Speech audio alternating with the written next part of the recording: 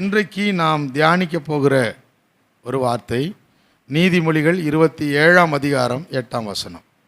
எல்லாரும் எடுத்துக்கலாம். நீதிமொழிகள் 27ஆம் அதிகாரம் 8ஆம் வசனம். தன் கூட்டை விட்டு அலைகிற குருவி எப்படி இருக்கிறதோ அப்படியே தன் ஸ்தானத்தை விட்டு அலைகிற மனுஷனும் இருக்கிறான். ஆங்கிலத்திலும் இந்த வசனத்தை நான் வாசிக்கிறேன். Like a bird that wanders from its nest is a man who wanders from his place. தன் கூட்டை விட்டு அலைகிற குருவி எப்படி இருக்கிறதோ அப்படியே தன் ஸ்தானத்தை விட்டு அலைகிற மனுஷனும் இருக்கிறான். நல்ல இந்த வசனத்துக்காக நல்ல பலத்த சத்தத்தோட கரங்களை தட்டி ஆண்டவருக்கு மகிமை சொல்லுது. அருமையானவர்களே, இங்கே சொல்லப்பட்டிருக்கிறது தன் ஸ்தானத்தை விட்டு. ஆமென். தன் ஸ்தானத்தை விட்டு. நமக்கென்று ஒரு ஸ்தானத்தை ஆண்டவர் கொடுத்திருக்கிறார். ஆமென். நம்ம ஒவ்வொருத்தருக்கும் ஆண்டவர் ஒரு ஸ்தானத்தை கொடுத்திருக்கிறார். ஒரு குடும்பத்தை நாம் நடத்தும் போது குடும்ப தலைவன் என்கிற ஸ்தானத்தை, குடும்ப தலைவி என்கிற ஸ்தானத்தை தேவன் கொடுக்கிறார். ஒரு வேலையிலே இருந்தால் வேலைக்காரனாக ஒரு ஸ்தானத்தை கொடுக்கிறார். உயர் பதவியிலே இருந்தால் உயர் அதிகாரியாக ஒரு ஸ்தானத்தை கொடுக்கிறார். எஜமானாக ஸ்தானத்தை கொடுக்கிறார். அடிமையாக ஸ்தானத்தை கொடுக்கிறார். அருமையானவர்களே, இப்படி பல்வேறு நிலைகளிலே ஒவ்வொரு மனிதனுக்கும் ஒரு ஸ்தானத்தை தேவன் கொடுக்கிறார். ஆமேன் சொல்லுவோம். ஆமேன். ஒவ்வொருத்தருக்கும் ஒரு ஸ்தானத்தை வச்சிருக்கிறார். இங்கே வேத வசனம் என்ன சொல்லுது? தன் ஸ்தானத்தை விட்டு அலைகிற மனுஷன் எப்படி இருக்கிறானா? தான் கூட்டை விட்டுட்டு அலைகிற குருவிய மாதிரி இருக்கிறான். அப்படின்னா என்ன? அவனுக்கு ஒரு நிம்மதி இல்லை, அவனுடைய வாழ்க்கையில் சமாதானம் இல்லை, அவனுடைய ஸ்தானம் போய்விட்டது. அவனுடைய ஸ்தானத்தை விட்டு அலைந்து கொண்டு இருக்கிறான் என்று சொன்னால் அங்கே அவனுக்கு நிச்சயமாக ஒரு மகிழ்ச்சியை பார்க்க முடியாது, சமாதானத்தை அவன் அடைய முடியாது. எனவே நமக்கென்று தேவன் ஒரு ஸ்தானத்தை வைத்திருக்கிறார் என்று சொன்னால் அந்த ஸ்தானத்திலே நாம் நிலைத்திருக்க வேண்டும். அல்லேலூயா. நீதிமொழிகள் 25ஆம் அதிகாரம் 6ஆம் வசனத்தை பார்ப்பீங்கன்னா, ராஜாவின் சமூகத்தில் மேன்மை பாராட்டாதே, பெரியோர்களுடைய ஸ்தானத்தில் நில்லாதே.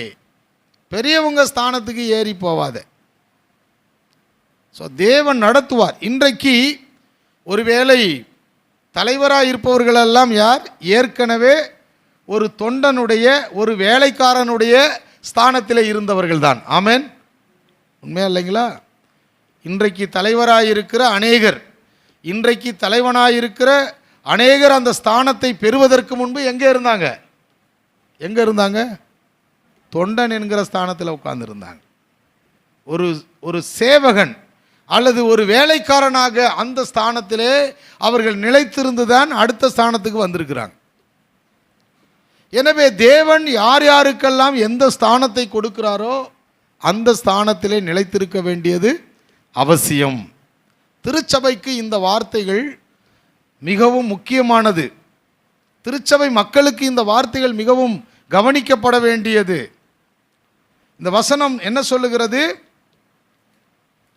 அந்த அவரவருடைய ஸ்தானத்திலே அவரவர் இருக்க வேண்டும். கணவன் தன்னுடைய ஸ்தானத்தில் என்ன செய்யணும்? அவர் சரியாக இருக்கணும். கணவனுக்கு எதெல்லாம் தகுதியோ, எதெல்லாம் சரியானதோ, எதெல்லாம் மகிமையானதோ அந்த ஸ்தானத்தில் இருந்து கணவன் செயலாற்ற வேண்டும். ஆமென். மனைவி என்ன செய்யணும்? அவங்க ஸ்தானத்திலிருந்து எது அவர்கள் கடமையோ, எது அவர்களுக்கு மகிமையோ, எது அவர்கள் செய்ய வேண்டியதோ அதை சரியாக செய்யணும். இந்த ஸ்தானம் மாறும்போது அந்த குடும்பத்தில் என்ன இருக்காது? பிளஸ்ஸிங் இருக்காது. ஒரு ஆசீர்வாதத்தை, அந்த தேவன் வைத்திருக்கிற கிரமமான மகிழ்ச்சியையும் சமாதானத்தையும் அவர்கள் பெற முடியாது. அந்த ஸ்தானத்தை, அவரவர் ஸ்தானத்தை அவரவர்கிட்ட விட்டுறணும். அதை இன்னொருத்தர் பிடுங்கக்கூடாது. ஒரு குடும்பத்திற்கு தலையாக தேவன் கணவனை வைத்திருக்கிறார். தலையாக கணவனை வைத்திருக்கிறார். முழு குடும்பத்துக்கும் சேர்த்து தேவன் தலையாக இருக்கிறார். ஆமென். அவர் தான் எல்லாத்துக்கும் பிரதானம். ஆனால் அந்த அமைப்பின்படி பூமியிலே வாழும்போதே நமக்கு வீட்டில் ஒரு அமைப்பை கொடுத்திருக்கிறார். புருஷனானவன் குடும்பத்திற்கு தலையாக இருக்கிறான். எனவே ஒவ்வொருவருக்கும் ஒரு ஸ்தானம் இருக்கிறது. புருஷனானவன் செய்ய வேண்டிய ஸ்தானத்திலே மனைவியின் மீது அன்பு செலுத்த வேண்டும், மனைவிக்கு செய்ய வேண்டிய கடமைகளை செய்ய வேண்டும், பிள்ளைகளை கவனிக்க வேண்டும், வருமானம் ஈட்டி தர வேண்டும். மாத்திரமல்ல, கர்த்தருக்கு பயந்து அந்த குடும்பத்தை நடத்தி செல்ல வேண்டும். இதெல்லாம் சொல்லப்பட்டிருக்குது. அவருடைய ஸ்தானத்தை அவர் கரெக்டாக நடத்தணும். அதே போல் மனைவியினுடைய ஸ்தானத்தை மனைவி என்ன செய்யணும்? சரியாக நடத்து. ஒருவருக்கொருவர் உதவியாக இருக்கும்படி ரெண்டு பேரையும் ஒரே சரீரமாக தேவன் இணைத்திருக்கிறார். அல்லேலூயா. ஆனாலும் ஸ்தானங்கள் வித்தியாசமாக இருக்கிறது. ஒவ்வொருவரும் செயலாற்ற வேண்டிய அந்த பொறுப்புகளும் கடமைகளும் தேவன் நியமித்து கொடுத்திருக்கிறார். ஆமென். ஆகையினாலே நாம் பார்க்கிறோம், புத்தியுள்ள பெண் தன் வீட்டை கட்டுகிறாள், புத்தி இல்லாத பெண்ணோ அதை இடித்து போடுகிறாள் என்று பார்க்கிறோம். எனவே இதில் நாம் ஒருவேளை நாம் அந்த ஸ்தானத்தை விட்டு விலகி போனால், ஸ்தானத்தை விட்டு அலைகிறவர்களாக இருந்தால் அந்த குடும்பம் பாதிக்கப்படுகிறதா இருக்கும். அந்த குடும்பத்திலே இருக்க வேண்டிய தேவனுடைய ஆசீர்வாதங்கள் இல்லாமல் போகும். எனவே அதிலே நாம் கவனமாக இருக்க வேண்டியது அவசியம். இப்படித்தான் ஆண்டவர் ஒவ்வொரு ஸ்தானத்தையும் வைத்திருக்கிறார். அப்போது ஆண்டவர் நமக்கு சபையில் கூட நமக்கு ஒவ்வொருவருக்கும் ஒரு ஸ்தானத்தை வைத்திருக்கிறார். மேய்ப்பர், தேவனுடைய ஊழியத்தை செய்யக்கூடிய ஊழியத்தில் இருக்கக்கூடியவர்கள், உதவிக்காரர்கள், திருச்சபை மக்கள், இப்படி பல்வேறு விதத்திலே ஆண்டவர் என்ன செய்கிறார்? திருச்சபை ஊழியத்தையும் நிர்வகித்து வைத்திருக்கிறார். சுவிசேஷ வேலைக்காக, போதக ஊழியத்துக்காக, சபையை மேய்ப்பதற்காக, என சபையை கண்டித்து எச்சரித்து நடத்துவதற்காக, இப்படி எல்லாவற்றிற்கும் ஒவ்வொருவரை தேவன் அந்தந்த ஸ்தானத்திலே ஏற்படுத்தி வைத்திருக்கிறார். ஆமென். ஆகையினாலே அந்தந்த ஸ்தானத்திலே இருப்பவர்கள் எல்லாவற்றையும் கிரமமாய் செய்யும்போது அங்கே ஒரு பெரிய ஆசீர்வாதம் உண்டாகிறது. அல்லேலூயா. ஒரு பெரிய ஆசீர்வாதத்தை நாம் அனுபவிக்கிறோம். எனவே அன்பானவர்களே, இன்றைக்கு நாம் பேசிக்கிட்டு இருக்கிற விஷயம் உங்கள் மனசுக்குள்ளே அதிகமாக அது கிரியை செய்யட்டும். இனி வர நாட்களில் உங்களுக்கு அது ஒரு மேன்மையை கொண்டு வரும். ஆமென். நிச்சயமாக அது ஒரு மேன்மையை கொண்டு வரும். ஒரு கணவன் மனைவியாக இருப்பவர்கள் அடுத்தது அப்பா அம்மாங்கிற ஸ்தானத்துக்கு போகிறாங்க. அந்த ஸ்தானத்திலே அவர்கள் செய்ய வேண்டியதை செய்யணும். என்ன, பிள்ளைகளுக்கு செய்ய வேண்டிய கடமையை செய்வதற்கு தகப்பன் தாய் என்கிற ஸ்தானத்தை தேவன் கொடுக்கிறார். அந்த ஸ்தானத்தை அவங்க கரெக்டாக செய்யணும். அதனால தான் இன்றைக்கி பிள்ளைகளை பற்றி பெற்றோர் எல்லாரும் என்ன செய்கிறாங்க? ரொம்ப கரிசனையாக இருந்து செய்கிறாங்க.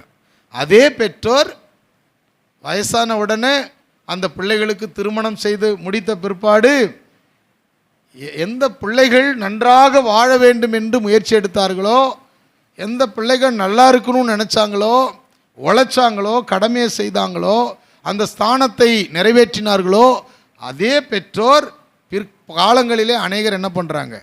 அந்த பிள்ளைகளுடைய வாழ்க்கைக்கே இடைஞ்சலாக மாறிடுறான். நாம் அப்படி இருக்கக்கூடாது. அந்த பெற்றோர் எப்போவுமே பிள்ளைகள் நலன் விரும்புகிற, பிள்ளைகள் நன்றாக வாழ்வதற்கு ஏதுவாக இருக்கிற பெற்றோராகவே அவங்க ஸ்தானம் இருக்கணும். ஆமென். தேவனிடத்திலே மன்றாட வேண்டும், தேவனிடத்திலே காத்திருக்க வேண்டும், தேவனுடைய ஒத்தாசை அந்த குடும்பத்துக்கு வருவதற்காக அந்த ஸ்தானத்தை அவர்கள் பாதுகாத்து கொள்ள வேண்டும். எனவே தேவன் ஒவ்வொரு மனிதனுக்கும் கொடுத்திருக்கிற ஸ்தானம் முக்கியமானது. ஒரு ஸ்தானத்திலிருந்து இன்னொரு ஸ்தானத்திற்கு ஒரு மனிதனை நடத்துவதற்கும் அவர் திட்டம் வைத்திருக்கிறார். அவரிடத்திலே அதற்கான ஒழுங்குகள் இருக்கிறது. ஆமென். ஒரு ஸ்தானத்திலிருந்து அடுத்த ஸ்தானத்துக்கு ஆண்டவர் எடுத்துட்டு போறார். பொசிஷன், ஒரு நிலையிலிருந்து இன்னொரு நிலை கொண்டு போறாரு. ஒரு வகுப்பிலிருந்து இன்னொரு நிலைக்கு கொண்டு போறாரு. ஒரு வேலையிலிருந்து அடுத்த ஒரு இடத்திற்கு, உயர்வுக்கு ஆண்டவர் கொண்டு போறார். இந்த ஸ்தானங்கள் மாறும். ஆனால் ஒருவரும் தாங்களாக ஸ்தானத்தை மாற்றிக்கொள்ள முயற்சிக்க கூடாது. அதுதான் நமக்கு ஆண்டவர் சொல்லி கொடுக்கிற சத்தியம். தன் வீட்டை விட்டு அலைகிற குருவி எப்படி இருக்கிறதோ அப்படியே தன் ஸ்தானத்தை விட்டு அலைகிற மனுஷனும் இருக்கிறான். நீங்கள் ஏசாயாவில் ஒரு வசனம் இருக்குது. ஏசாயா 22ஆம் அதிகாரம் 19ஆம் வசனத்தில் பார்ப்பீங்கன்னா அந்த வசனத்தில் என்ன சொல்லியிருக்கு பாருங்க.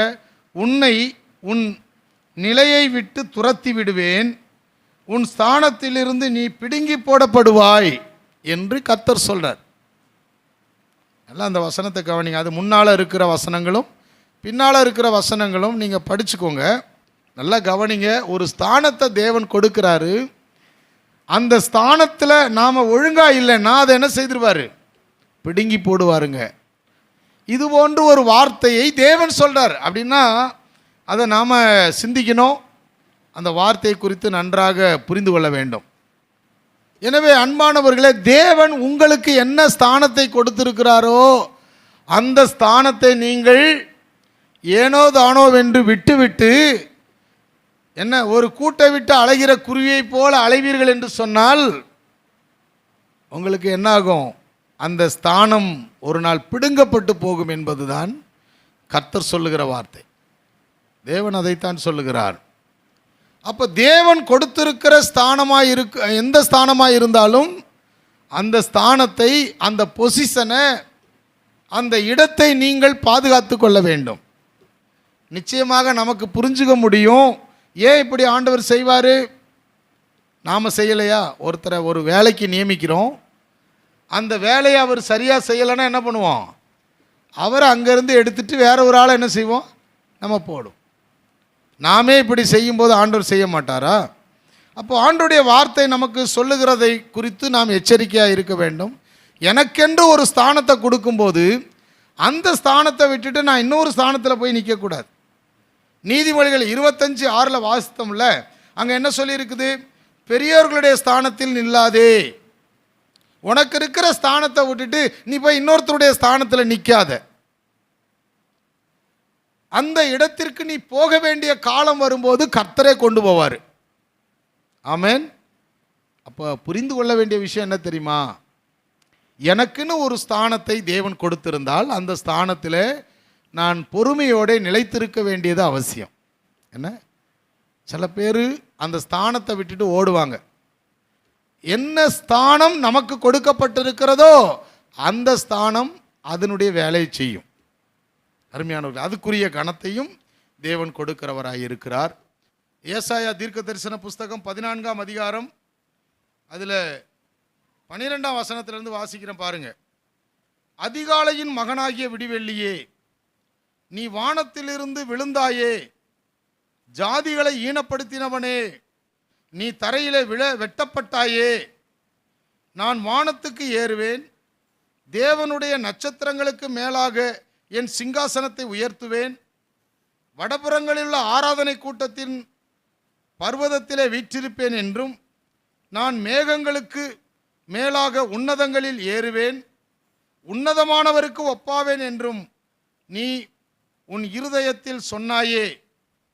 ஆனாலும் நீ அகாதமான பாதாளத்திலே தள்ளுண்டு போனாய். இந்த வேத வசனத்தில், இந்த அதிகாரத்தில் நீங்கள் முதல்ல இன்னும் முன்னால் இருக்கிற வசனங்கள் எல்லாம் படிக்கும்போது அது பாபிலோன் ராஜாவை குறித்து எழுதப்பட்டதாக இருக்கும். சாத்தான் என்ன நினைச்சா, தேவனால் உண்டாக்கப்பட்ட தூதன் அவன் என்ன செய்தான்? ஒரு நாள் தேவனை போல அவருடைய ஸ்தானத்துக்கு நான் ஏறி உட்கார்ந்துக்குவேன் நினைச்ச போது தேவன் அவனை கீழே தள்ளிவிட்டார். அன்பானவர்களே, ஒரு ஸ்தானத்தை தேவன் கொடுத்திருக்கும் போது அந்த ஸ்தானத்திலிருந்து நான் தேவனுக்கு ஒப்பாவேன் என்று அங்கே சத்துரு எழுந்து வரும்போது ஆண்டவர் என்ன செய்தார்? அவனை தள்ளினார். ஆமென். அவனை தள்ளி பாதாளத்தில் போட்டார். அதைத்தான் நாம் இங்கே பார்க்குறோம். ஏசாயா 22ஆம் அதிகாரம் 19ஆம் வசனத்தில், உன்னை உன் நிலையை விட்டு துரத்தி விடுவேன், உன் ஸ்தானத்திலிருந்து நீ பிடுங்கி போடப்படுவாய் என்று ஆண்டவர் சொல்லுகிறார். அன்பானவர்களே, இந்த வார்த்தை நமக்கு ஒரு எச்சரிப்பின் வார்த்தை. இந்த வார்த்தை நமக்கு என்ன எச்சரிப்பை கொடுக்கிறது? இந்த வார்த்தை நமக்கு எதை கற்றுக் கொடுக்கிறது? உனக்கு ஒரு ஸ்தானத்தை நான் கொடுத்திருக்கிறேன், ஒருவேளை நீ கணவனாக இருக்கலாம், மனைவியாக இருக்கலாம், தகப்பனாக இருக்கலாம், தாயாக இருக்கலாம், ஒரு சபையை மேய்க்கிறவனாக இருக்கலாம், அல்லது ஒரு சபையிலே உதவிக்காரராக இருக்கலாம், அல்லது ஒரு எஜமானாக இருக்கலாம், அல்லது ஒரு வேலைக்காரனாக இருக்கலாம். அன்பானவர்களே, நீ சுயாதீனனாக இருக்கலாம் அல்லது அடிமையாக இருக்கலாம். எந்த ஸ்தானத்தை கர்த்தர் கொடுத்திருக்கிறாரோ அந்த ஸ்தானத்திலிருந்து விடுபட நீ நினைக்க கூடாது. கரங்களை தட்டி ஆண்டவருக்கு மகிமை செலுத்துவோம். சில பேர் ஆண்டவர் கொடுத்திருக்கிற பொசிஷனை ரொம்ப சீப்பாக எடுத்துக்குவாங்க. அருமையானவர்களே, நாம் எந்த ஸ்தானத்திலே இருக்கிறோமோ அந்த ஸ்தானத்திலிருந்து நாம் பணியாற்ற விட்டால் நிச்சயமாக தேவன் அங்கிருந்து பிடுங்குவார் என்று எழுதப்பட்டிருக்கிற வார்த்தை நிறைவேறும். ஆமென். அந்த எச்சரிப்பின் சத்தத்திற்காக இன்றைக்கு உங்களை ஒப்பு கொடுங்க. நான் என்ன செய்ய வேண்டும்? ஒரு நல்ல கணவனாக இல்லாத பட்சத்தில் மனைவி வழியாக கிடைக்கிற ஆசீர்வாதங்கள் வராது. ஆமென். ஒரு நல்ல மனைவியாக அந்த ஸ்தானத்திலே இயங்காத பட்சத்தில் நிச்சயமாக அவர்கள் எதிர்பார்த்திருக்கிற நன்மை கணவனிடத்திலிருந்து வராது. தேவ பிள்ளையே, நாம் நமக்கு கொடுக்கப்பட்ட எந்த ஸ்தானத்தையும் சரியாய் பயன்படுத்தாத பட்சத்தில் அந்த ஸ்தானத்திலே பிரச்சனை வரும். அதைத்தான் நாம் விளங்கிக் கொள்ள வேண்டும். எபிரேயர் 12ஆம் அதிகாரத்தில் 1ஆம் வசனம் என்ன சொல்லுகிறது? மேகம் போன்ற இத்தனை திரளான சாட்சிகள் நம்மை சூழ்ந்து கொண்டிருக்க பாரமான யாவற்றையும் சுற்றி நெருங்கி நிற்கிற பாவத்தையும் தள்ளிவிட்டு விசுவாசத்தை துவக்குகிறவரும் விசுவாசத்தை முடிக்கிறவருமாய் இருக்கிற இயேசுவை நோக்கி நமக்கு நியமித்திருக்கிற பாதையில், உங்களுக்கு கொடுக்கப்பட்ட ஸ்தானத்தோட நமக்கு கொடுக்கப்பட்டிருக்கிற பாதையில், நியமித்த பாதையில் எப்படி ஓடணும்? பொறுமையோடே ஓடணும். அடுத்த ஸ்தானத்தில் அவர் நடத்துகிற வரைக்கும் என்ன செய்யணும்? நாம் பொறுமையோடே இருக்க வேண்டும். அருமையானவர்களே, அடுத்தவருடைய ஸ்தானத்திற்கு செல்லும் போது அங்கே ஆபத்து நேரிடும் என்பதை அல்லது தேவனால் பிடுங்கி போடப்படுவோம் என்பதை நாம் விளங்கி கொண்டு செயல்பட வேண்டும். 2 நாளாகமம் 26ஆம் அதிகாரம் 3-5 வரை, அதுக்கப்புறம் 16 21 வரைக்கும் வாசிக்க போகிறோம். கவனிக்கலாம். இந்த உசியா ராஜா 16 வயதிலே ராஜாவாக இருந்தான். எத்தனை வருஷம் ஜனங்களை நியாயம் விசாரித்தான்? 52 வருஷம் நியாயம் விசாரித்தான். 5வது வசனம் சொல்லுகிறது, அவன் கர்த்தரை தேடின நாட்களில் தேவன் அவன் காரியங்களை வாய்க்கச் செய்தார். அவன் ஸ்தானத்தை எது வரைக்கும் காத்துக்கிட்டானோ அது வரைக்கும் கர்த்தர் என்ன செய்தார்? அவனுக்கு நன்மை செய்தார். அவன் காரியங்களை வாய்க்க பண்ணினார். எதுவரைக்கும் அவனுடைய ஸ்தானத்தை விட்டு அவன் விலகாமல் இருந்தானோ அது வரைக்கும் அவனுக்கு பாதுகாப்பு இருந்தது. ஆனால் அவன் கை பலத்த போது, அவனுக்கு காரியங்கள் எல்லாம் நன்றாக நடந்து கொண்டிருந்த போது, தேவன் என்னோடு இருக்கிறார் என்று அவன் உணர்ந்தது மட்டுமல்ல, நான் செய்கிறதெல்லாம் தேவனுக்கு பிடிக்கும்னு அவன் நினைச்ச போது, என்ன நான் செய்கிறது தான் கரெக்டு, இதை தேவன் ஏற்றுக்குவார்னு அவன் நினைச்சு மேட்டிமையான போது நடந்தது என்ன? குஷ்டரோகம் பிடித்து. அந்த மேட்டிமை அவனை எங்கே கொண்டு போய் விட்டது? ஆசாரியர்கள் மாத்திரமே செய்யக்கூடிய வேலையை தன்னுடைய கையில் எடுத்தான். அவன் ஸ்தானத்தை விட்டு ராஜா என்கிற ஸ்தானத்தில் அவன் இருக்க வேண்டும். ஆசாரியனுடைய ஸ்தானத்துக்கு தைரியமாக எழும்பி போனான். நடந்தது என்ன? அவனை குஷ்டரோகம் பிடித்தது. தன்னுடைய மரண நாள் வரைக்கும் அந்த குஷ்டரோகம் என்ன செய்யலை? போகலை. குஷ்டரோகியாகவே மரித்தான் என்று வேதம் சொல்லுகிறது. அன்பானவர்களே, நீதிமொழிகள் 25ஆம் அதிகாரம் 6ஆம் வசனத்திலே சொல்லப்பட்டிருக்கிறபடி பெரியோர்களுடைய ஸ்தானத்தில் நில்லாதே. நமக்கு என்ன ஸ்தானம் கொடுக்கப்பட்டிருக்கிறதோ அந்த ஸ்தானத்தில் இருந்தா, அன்பானவர்களே, தேவன் பார்த்துட்டே இருப்பார், அடுத்த ஸ்தானத்துக்கு கொண்டு போவார். ஒரு அலையிலையா சொல்லுவோமா? ஒரு அலையிலையா சொல்லுவோமா? நல்ல சத்தமா அலையிலையா சொல்லுவோம்? தேவ பிள்ளையே, தேவன் ஒரே ஸ்தானத்தில் நம்மை வைப்பவர் இல்லை. ஒரே ஸ்தானத்தில் நம்ம வைக்கிறது இல்லை. என்ன? ஆண்டவர் ஒவ்வொருவனையும் உருவாக்கி அடுத்தடுத்த மேன்மையான ஸ்தானத்துக்கு கொண்டு வரார். அவர் சிறியவனையும் எளியவனையும் புழுதியிலிருந்து குப்பையிலிருந்து எடுத்து உயர்த்தி எங்கே கொண்டு வராரு? அவன் சிறியவனாக இருந்தான், எளியவனாக இருந்தான், புலிங்கிற ஸ்தானத்தில் கிடந்தான், குப்பைங்கிற ஸ்தானத்தில் இருந்தான். அவனை எங்கே உயர்த்தி கொண்டு போகிறாரு? எங்கெங்க கொண்டு போகிறாரு? பிரபுக்கள் ஸ்தானத்துக்கு கொண்டு போகிறாரு. தமது ஜனத்தின் அதிபதிகள் உட்கார ஸ்தானத்துக்கு கொண்டு போகிறாரு. ராஜாக்களோட உட்கார கொண்டு போகிறாரு. ஆனால் அந்த எளியவனும் சிறியவனும் என்ன பண்ணணும்? எது வரைக்கும் கர்த்தர் அடுத்த ஸ்தானத்துக்கு கொண்டு போகிறாரோ அது வரைக்கும் அவன் காத்திருக்க வேண்டும். கரங்களை தட்டி அப்பாவுக்கு நாம் மகிமை செலுத்துவோம். எனவே அன்பானவர்களே, நமக்கு கொடுக்கப்பட்ட ஸ்தானத்தை நாம் ஒரு நாளும் மிஸ்யூஸ் பண்ணக்கூடாது. அதுதான் ஆண்டவர் நம்ம சொல்லி நமக்கு நியமித்திருக்கிற பாதை. அதில் நாம் என்ன செய்யணும்? பொறுமையோடு ஓட வேண்டும் என்பதுதான் வேத சத்தியம்.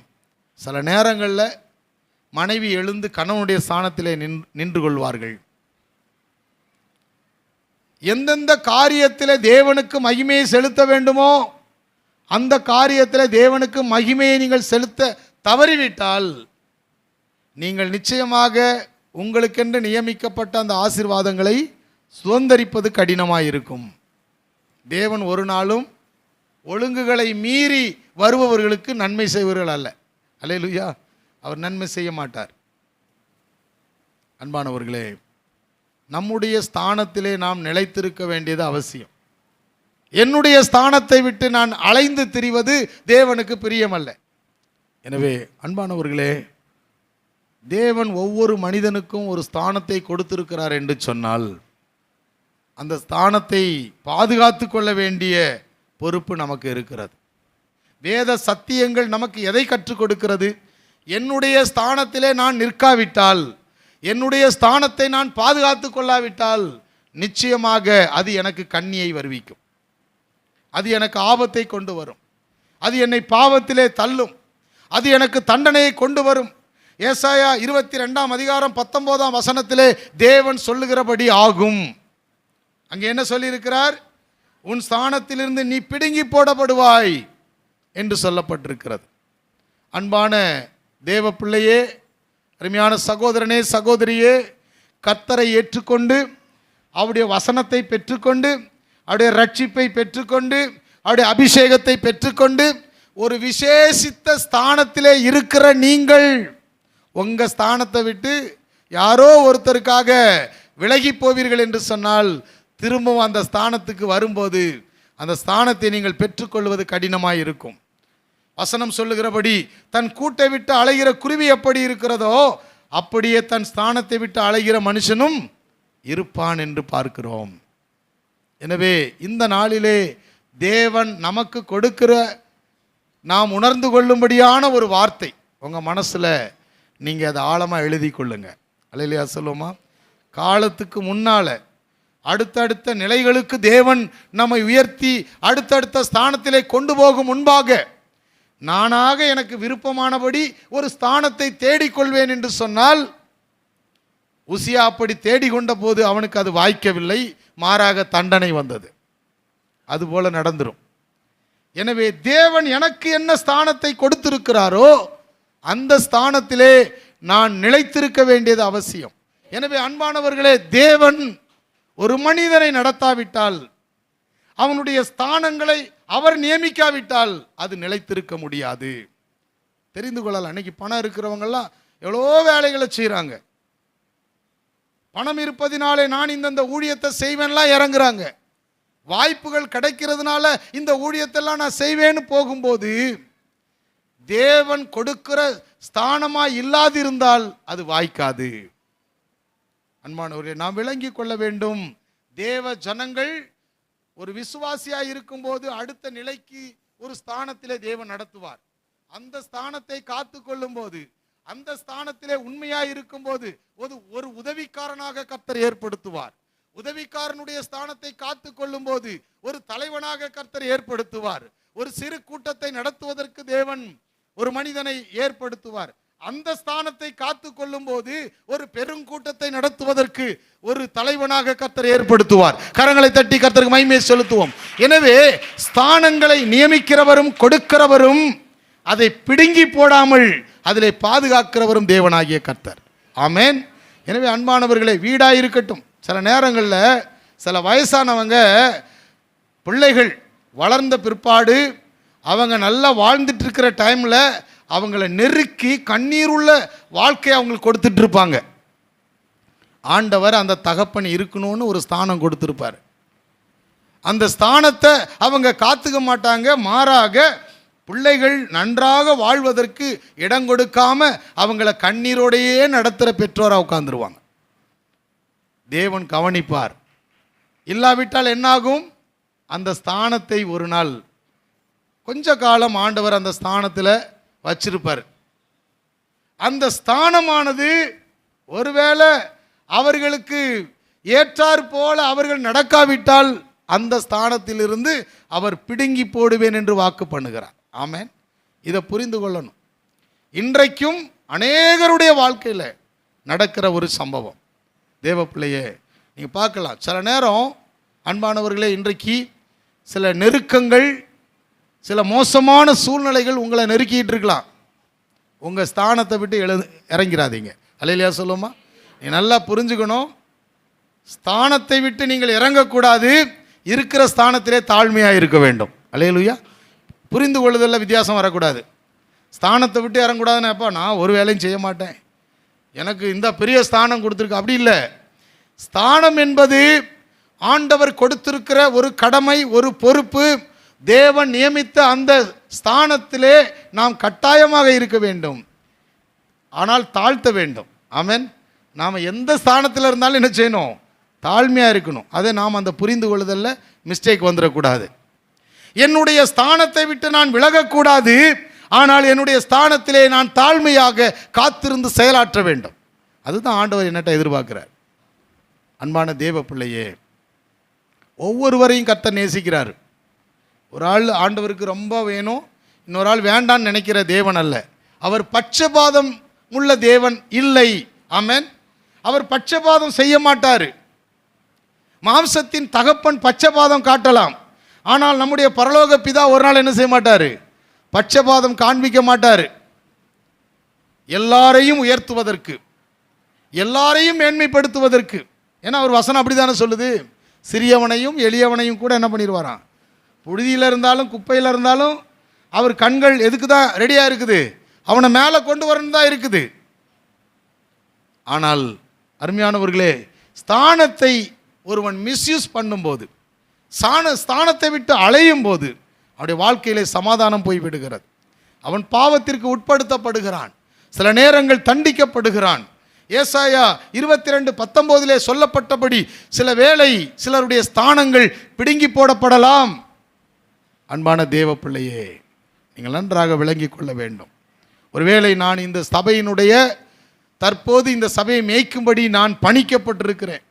கர்த்தர் அந்த வேலையை என்னுடைய கையிலே கொடுத்திருக்கிறார். நான் இதை என்னுடைய சுயத்தின்படி, என்னுடைய கோபத்தின்படி, எனக்கு ஏற்படுகிற ஏற்ற இறக்கங்களின்படி எல்லாம் செய்வேன் என்று சொன்னால் ஆண்டவர் என்ன செய்வார்? என் ஸ்தானத்தை நான் காத்துக்காம இருக்கும்போது இந்த ஸ்தானத்திலிருந்து என்னை பிடுங்கிவிட்டு சரியான ஒருவரை நடுவதற்கு அவருக்கு தெரியும். ஆமென். ஒவ்வொரு மனிதனையும் ஏற்ற காலத்திலே அவர் உயர்த்த சித்தமுள்ளவராக இருக்கிறார். ஒரு நாற்றாங்காலில் நாற்று விடுறோம், அந்த நாட்டு வளர்ந்து வருது, இத்தனை நாள் அது நாத்தாங்காலில் இருக்கணுங்கிறது நமக்கு தெரியும். அதான் நியமம். இத்தனை நாள் நாத்தாங்காலில் இருக்கணும், அதுக்கப்புறம் அது பிடிங்கி எங்கே நடணும்? வயலில் நடணுங்கிறது நமக்கு தெரியும். அந்த நாட்களை குறித்த காரியங்கள் நமக்கு தெரிந்தது. அதுக்கப்புறம் அது வயலுக்கு போகும், அங்கே அது வளர்ந்து கனி கொடுக்கும். ஒருவேளை அருமையானவர்களே, நமக்கும் அப்படி தேவன் செய்யக்கூடும். நாம் ஒவ்வொரு ஸ்தானத்திலும் நாம் அடங்கி இருந்து தேவனுடைய கைக்குள் இருந்து நாம் நம்முடைய ஸ்தானத்தை பாதுகாத்து கொள்ளும் போது அடுத்த ஸ்தானத்திற்கு நாம் பிடுங்கி நடப்படுவோம். அது ஆசீர்வாதமாக இருக்கும். ஆனால் இங்கே சொல்லப்பட்டிருக்கிறது பிடுங்கி போடப்படும், பிடுங்கி நடுறதில்லை. அல்லேலூயா. பிடுங்கி நடுறது வேற, பிடுங்கி போடுறது வேற. ஆனால் ஆண்டவருடைய வார்த்தை சொல்லுகிறது, என்ன சொல்லியிருக்கு? உன் ஸ்தானத்திலிருந்து நீ பிடுங்கி போடப்படுவாய். உன்னை பிடுங்கி போட்டுருவேன், இனிமேல் நீ இருக்க முடியாது. எனவே அன்பானவர்களே, நீங்கள் எந்த நிலையிலே இருந்தாலும் உங்களுக்கு ஒரு வேலையாக இருக்கட்டும், உங்கள் வீட்டு காரியங்களாக இருக்கட்டும், சபையாக இருக்கட்டும், தேவனுடைய காரியங்களாக இருக்கட்டும், நீங்கள் உங்களுக்கு கொடுக்கப்பட்ட ஸ்தானத்தை புரிந்து கொள்ளுங்கள். தேவனிடத்தில் கேட்கணும். வளர்ந்த விசுவாச பிள்ளைங்கள் எல்லாம், சகோதரர்கள் சகோதரிகள் அப்படியே உட்கார்ந்து வருஷத்தை முடிச்சுக்கிறதுக்காக வைக்கல. என்னுடைய ஸ்தானத்திலே நான் அடுத்து நடத்தப்படுவதற்கு தேவனிடத்திலே விசாரிக்கிற குணம் எனக்கு வேண்டும். அதற்காக ஜெபிக்கிற பழக்கம் எனக்கு வேண்டும். அதற்காக எதிர்பார்த்திருக்கிற தேவனிடத்திலிருந்து அந்த ஸ்தானத்தின் மேன்மையை எதிர்பார்த்திருக்கிற அந்த குணம் எனக்குள்ள வேணும். எதிர்பார்த்திருக்கிற பழக்கம் எனக்கு வேண்டும். அப்படியானால் கர்த்தர் நிச்சயமாக நம்மை அந்த மேன்மையான ஸ்தானங்களுக்கு நடத்தி செல்வார். அப்படித்தான் இன்னைக்கு அநேக தலைவர்கள் நடத்தப்படுகிறார்கள். அன்பான தேவ பிள்ளையே, தேவன் ஒருபோதும் நம்மை அப்படியே உட்கார வைப்பதல்ல, அடுத்தடுத்த ஸ்தானங்களை கொடுக்கிறார். நீங்கள் ஒரு நாள் குழந்தையாயிருந்தீர்கள், சிறுவராயிருந்தீர்கள், வாலிபராயிருந்தீர்கள், கணவனானீர்கள், பெற்றோராய் மாறி இருக்கிறீர்கள். அல்லேலூயா. சிலர் என்ன தாத்தா பாட்டியாகவும் மாறி இருக்கிறீங்க. கைத்தட்டியாப்பா நன்றி சொல்லுவோம். எனவே தேவன் ஸ்தானங்களிலே நம்மை படிப்படியாக நடத்தி வந்திருக்கிறார். எனவே கர்த்தருடைய பிள்ளைகள், இதை நாம் நன்றாக விளங்கி கொள்ள வேண்டும். என்னுடைய ஸ்தானத்தை விட்டு நான் விலகி போகாமல் இருக்க கர்த்தர் எனக்கு கற்றுத்தருகிறார். அன்பானவர்களே, நீதிமொழிகள் 27ஆம் அதிகாரம் 8ஆம் வசனம் நம்முடைய மனதிலே ஒலித்து கொண்டே இருக்கட்டும். நீதிமொழிகள் 27ஆம் அதிகாரம் 8ஆம் வசனம் நம்ம மனசில் எப்பவும் இருக்கட்டும். தன் கூட்டை விட்டு அலைகிற குருவி எப்படி இருக்கிறதோ அப்படியே தன் ஸ்தானத்தை விட்டு அலைகிற மனுஷனும் இருக்கிறான். அல்லேலூயா. ஒவ்வொருத்தரையும் நீங்கள் நடத்தும்போது, நீங்கள் கற்றுத்தரும்போது ஸ்தானத்தின் மேன்மைகளை கற்றுக் கொடுங்கள். அல்லேலூயா. அந்த ஸ்தானத்திலே அவர்கள் நிலைத்திருப்பார்கள் என்று சொன்னால் நிச்சயமாக கர்த்தர் அவர்களோடு இருப்பார், அவர்களை மேன்மைப்படுத்துவார். உசியாவை குறித்து நாம் வாசித்தோம் அல்லவா? உசியா தேவனுக்கு பயந்து தன்னுடைய ஸ்தானத்திலே நிலைத்திருந்த போதெல்லாம் எல்லாவற்றையும் வாய்க்க பண்ணினார். அவனுக்கு பெருமை வந்து துணிகரமாக அவன் எழுந்தபோது அவனுடைய ஸ்தானம் அவனை விட்டு பிடுங்கி போடப்பட்டது. அவன் குஷ்டரோகியாக இருந்து மரணம் வரைக்கும் குஷ்டரோகியாக இருந்து மரித்து போனான் என்று பார்க்கிறோம். இவைகளெல்லாம் நமக்கு சாட்சியாகவும் முன்னெச்சரிக்கையாகவும் எழுதப்பட்டிருக்கிறது. எனவே நம்முடைய ஸ்தானத்திலே நிலைத்திருப்போம், நம்முடைய ஸ்தானத்தை பாதுகாத்துக் கொள்வோம். அடுத்த ஸ்தானத்திற்கு தேவன் நம்மை நடத்தும் வரைக்கும் அடங்கி இருப்போம். கர்த்தர் நமக்கு உதவி செய்வார். ஆமென், ஆமென்.